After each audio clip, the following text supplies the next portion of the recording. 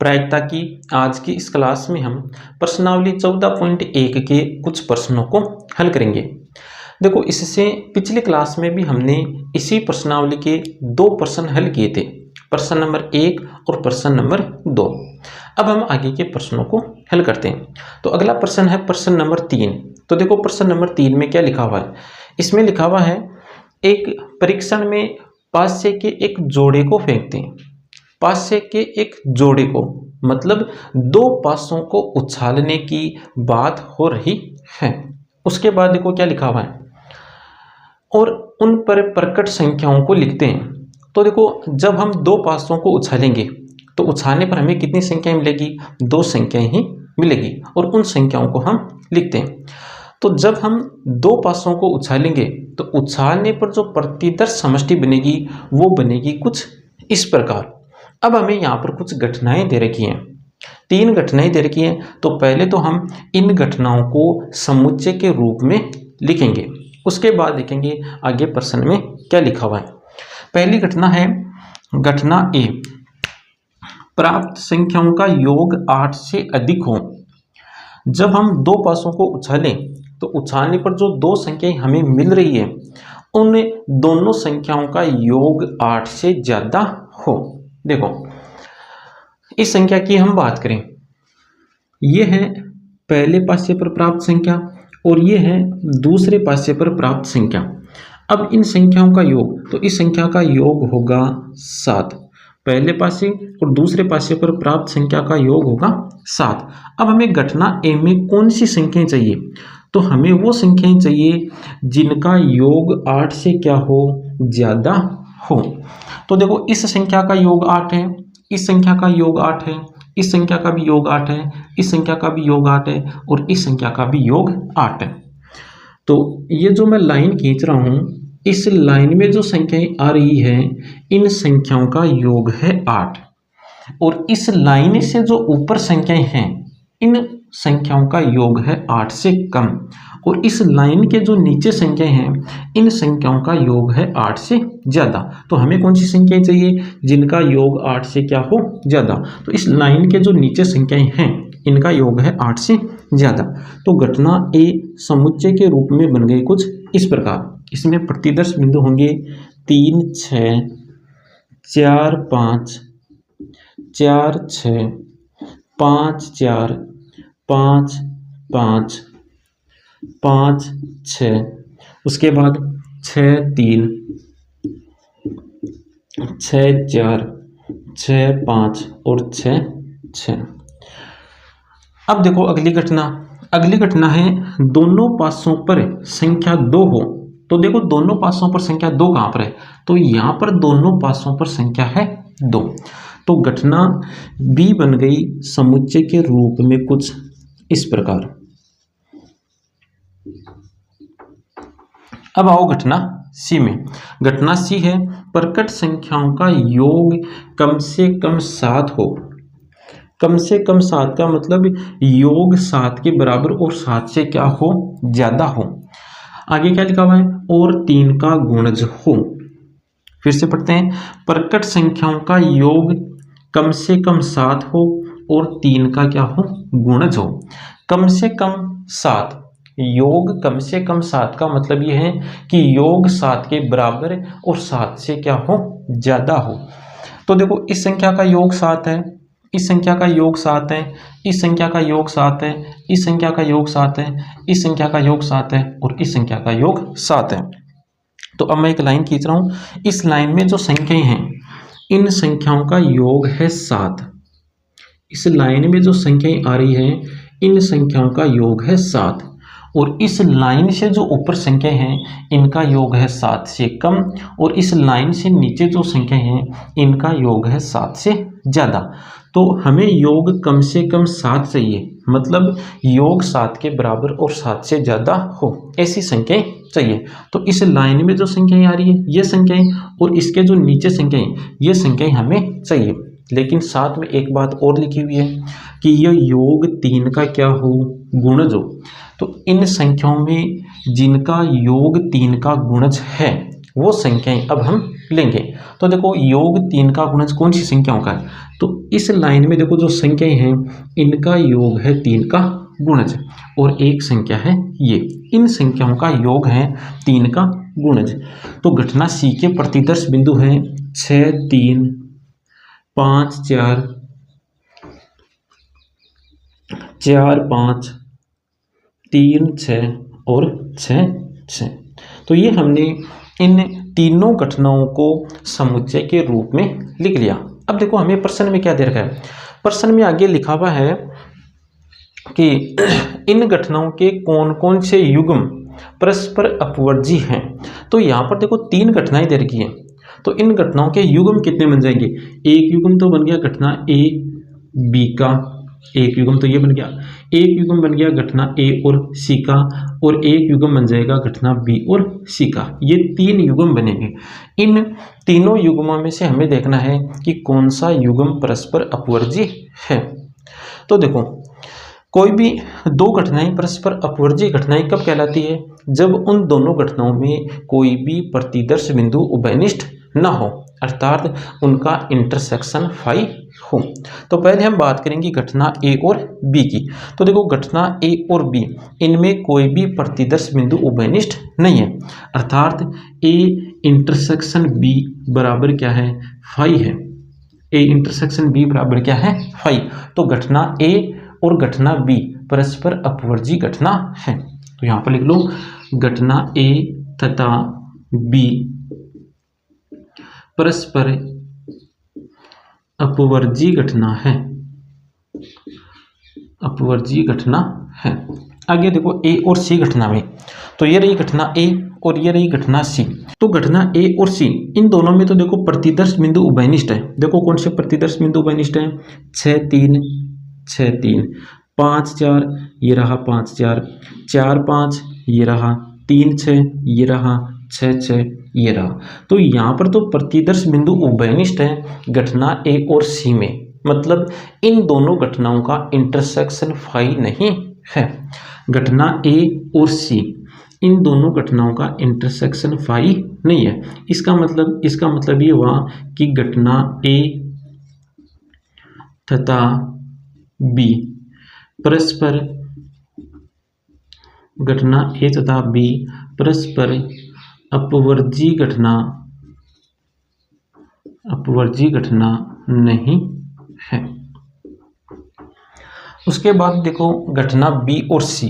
तो देखो बी और सी में भी कोई भी प्रतिदर्श बिंदु उभयनिष्ठ नहीं है, मतलब B intersection C, B intersection C क्या है, फाई है। इसका मतलब घटना बी तथा सी, घटना बी तथा सी परस्पर अपवर्जी घटनाएं हैं, परस्पर अपवर्जी घटनाएं हैं। तो इस प्रकार हमें इस प्रश्न को हल करना है। अब हम चलते हैं अगले प्रश्न की ओर।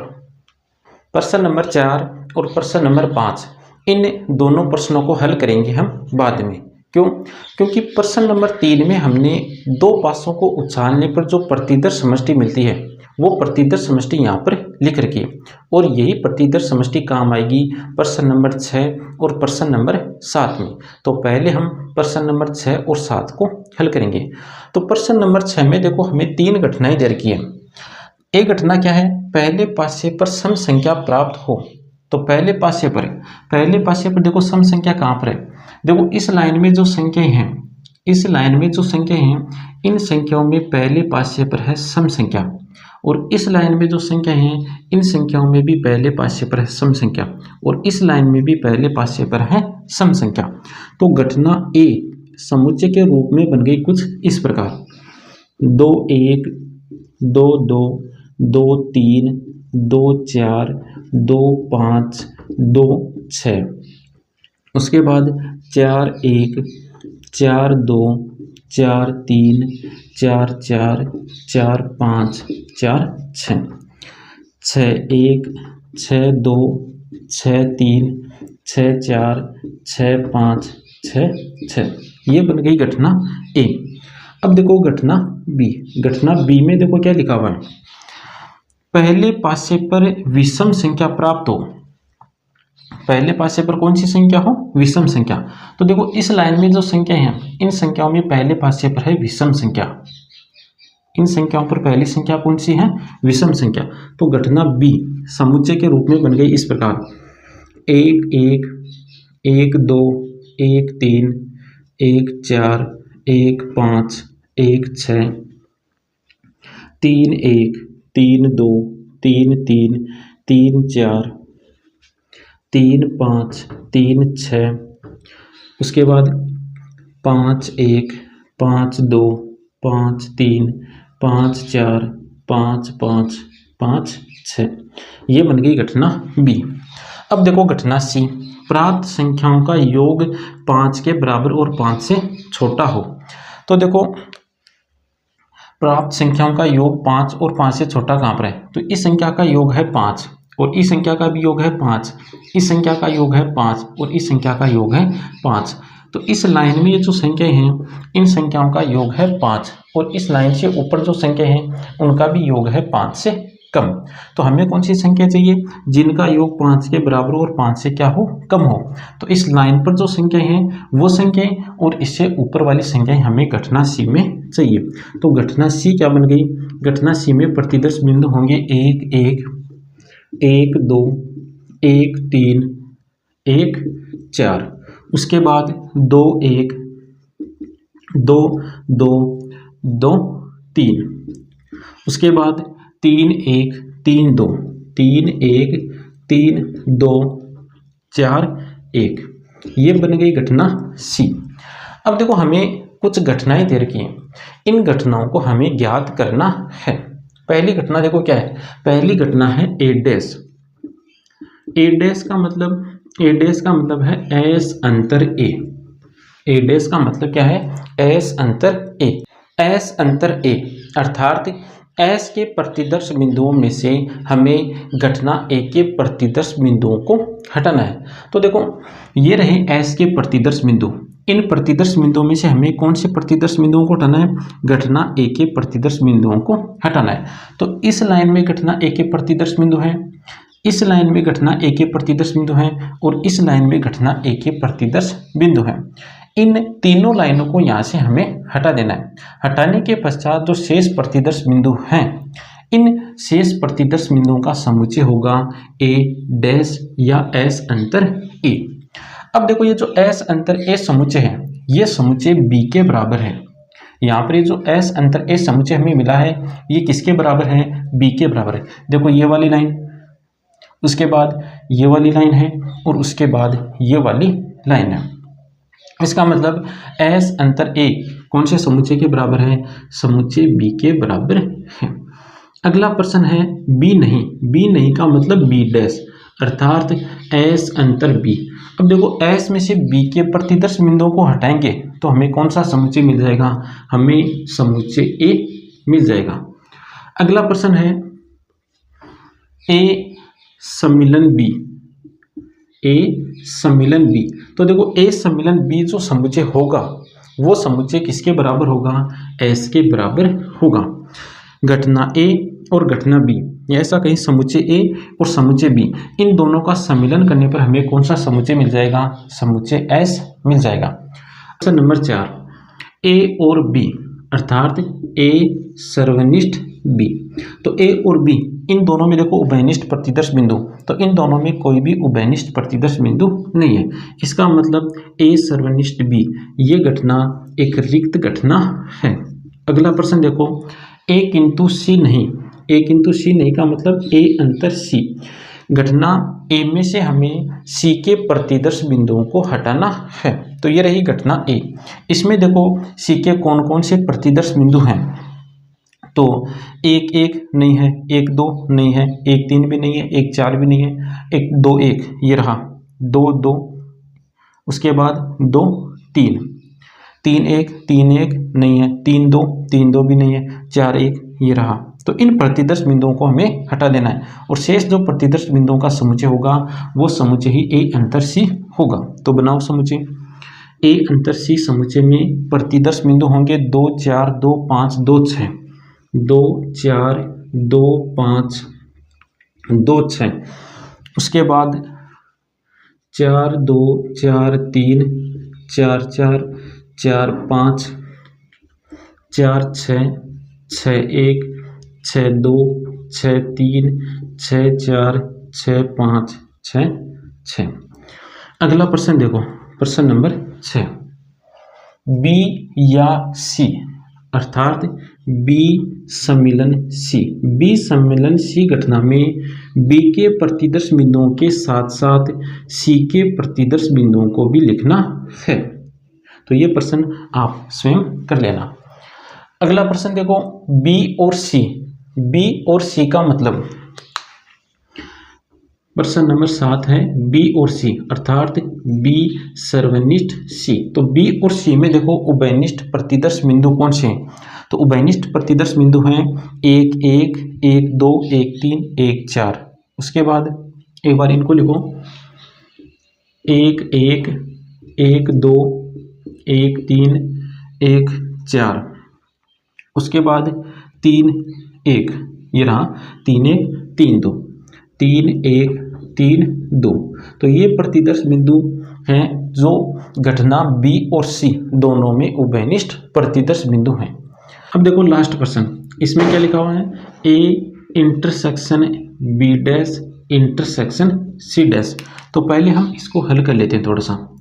ए इंटरसेक्शन बी डैश, देखो बी डैश की जगह क्या लिख सकते हैं? तो बी डैश की जगह लिख सकते हैं ए। तो ये बन गया A intersection A intersection C dash. खुद के साथ इंटरसेक्शन किसके बराबर होगा? खुद के ही बराबर होगा। तो ये बन गया ए इंटरसेक्शन सी डैश। ए का इंटरसेक्शन ले रखा है सी डैश के साथ। तो देखो ये तो रहा समुच्चय ए। अब हमें एक समुच्चय कौन सा ज्ञात करना है? C dash. सी डैश का मतलब एस में से हमें सी के अवयवों को हटाना है। तो एस में से सी के अवयवों को हटाना, शेष अवयवों का समुच्चय बना लेना है। उसके बाद एक तो सी डैश समुच्चय में और एक समुच्चय ए में, इन दोनों में देखना कौन से अवयव या कौन से प्रतिदर्श बिंदु उभयनिष्ठ है।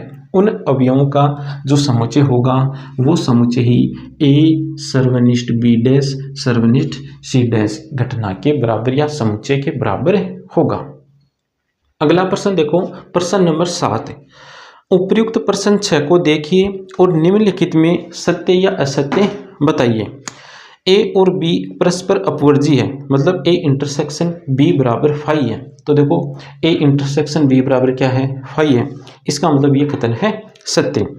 अगला कथन है ए और बी परस्पर अपवर्जी और निःशेष है, मतलब ए इंटरसेक्शन बी बराबर फाई और ए यूनियन बी बराबर एस। तो देख लो ए इंटरसेक्शन बी फाई है और यूनियन किसके बराबर है?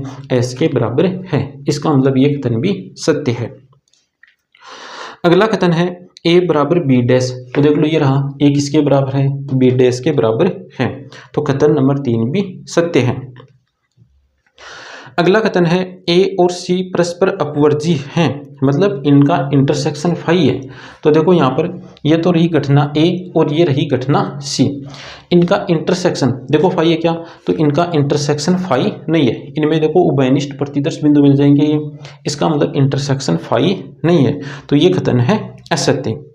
अगला कथन है ए और बी डैश परस्पर अपवर्जी हैं, मतलब ए इंटरसेक्शन बी डैश बराबर फाई है। लेकिन यहाँ पर देखो ए तो बी डैश के बराबर है, मतलब जो प्रतिदर्श बिंदु ए में है वो प्रतिदर्श बिंदु किस में है? बी डैश में है। इसका मतलब इनका इंटरसेक्शन फाई नहीं है। तो ये जो कथन हमें दिया गया है ये कथन है असत्य।